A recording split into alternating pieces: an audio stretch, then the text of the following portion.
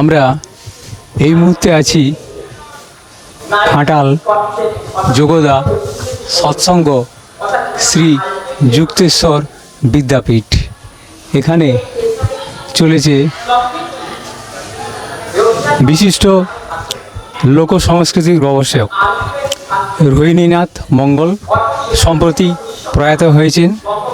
তার স্মৃতির উদ্দেশ্যেই ঘাটালের সায়ন্তনী পত্রিকা স্মরণ সভার আয়োজন করেছে। সেই স্মরণ সভা চলেছে, আমরা ধীরে ধীরে সেই স্মরণ সভার দিকে এগিয়ে চলেছি। চলুন আমরা স্মরণ সভার দিকে এগিয়ে।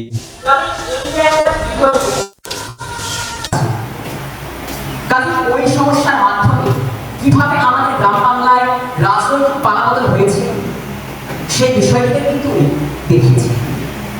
সব থেকে যে ইন্টারেস্টের জায়গা সেটা হলো যে সাহিত্য সংস্কৃতির যে লেন্স, সেই লেন্সটাকে কিভাবে একটা চেতনার যে জাগৃতি নিনাদ তার সাথে মিশে যায় তাকে তিনি দেখিয়েছি। সম্ভবত আমি দেবাশিস বাবুরই একটি প্রবন্ধ থেকে পড়লাম, এক জায়গায় লিখেছেন যে মানে উনি একদম তার জীবনের সায়ান্ন এরকম একটা সময় উনি তখনও কিন্তু লেখালেখি করে গেছেন এবং রিজিওনাল হিস্ট্রির ওপর কিন্তু লেখা করেছেন। এহেও একজন কর্মঠ মেধাবী মানুষ, তার চলে যাওয়া শুধুমাত্র আমাদের গ্রাম বাংলা নয়, ইতিহাসের জানি না তার কিন্তু একটা বিশাল বড় প্রতীক।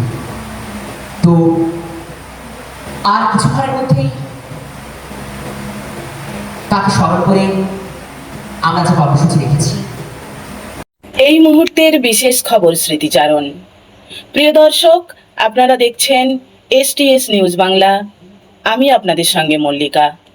সূত্রের খবর, হারিয়ে যাওয়া গ্রাম বাংলার প্রাচীন ঐতিহ্য, লোকশিল্প, জনজাতির ইতিহাস ও সংস্কৃতিকে নতুন প্রজন্মের সামনে তুলে ধরার আজীবন সাধনায় ব্রতী ছিলেন বিশিষ্ট লোকসাংস্কৃতিক গবেষক প্রয়াত রোহিণীনাথ মঙ্গল।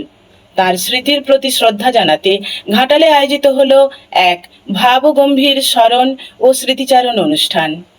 ঘাটালের সাহিত্যপত্র সায়ন্তনীর উদ্যোগে অনুষ্ঠিত এই অনুষ্ঠানে শ্রদ্ধার সঙ্গে স্মরণ করা হয় এই গুণী গবেষক ও লেখকের বহুমুখী কর্মজীবনকে। গ্রাম বাংলার বিলুপ্তপ্রায় ঐতিহ্য ও ইতিহাস নিয়ে তার নিরলস গবেষণা ও চর্চা তাকে এক স্বতন্ত্র ব্যক্তিত্ব হিসাবে প্রতিষ্ঠিত করেছিল।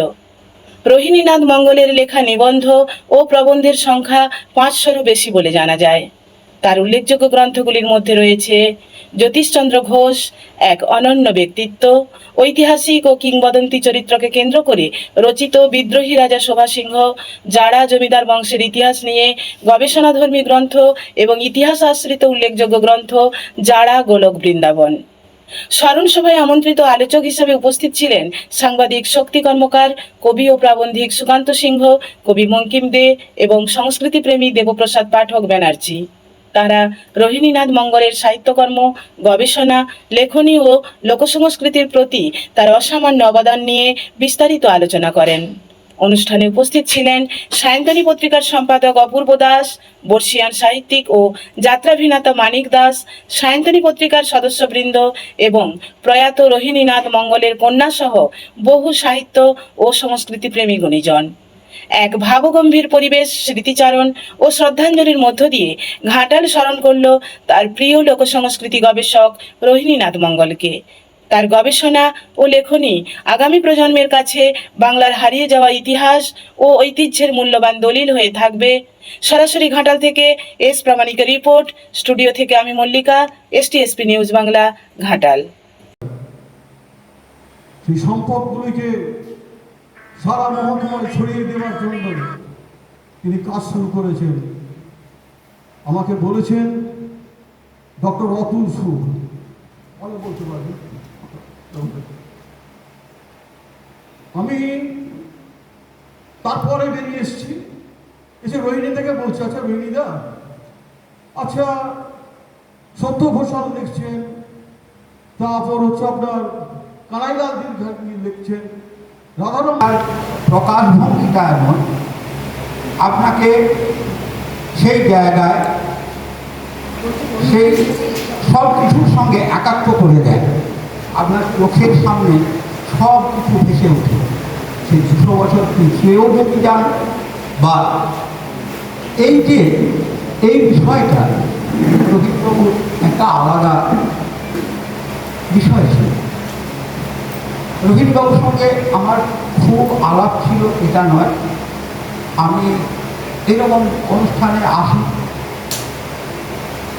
রাজভারী মানুষ আমার মনে হয়েছে, আমি এই রোগা পাগলা মানুষ, আমার কাছে তাকে খুব রাজ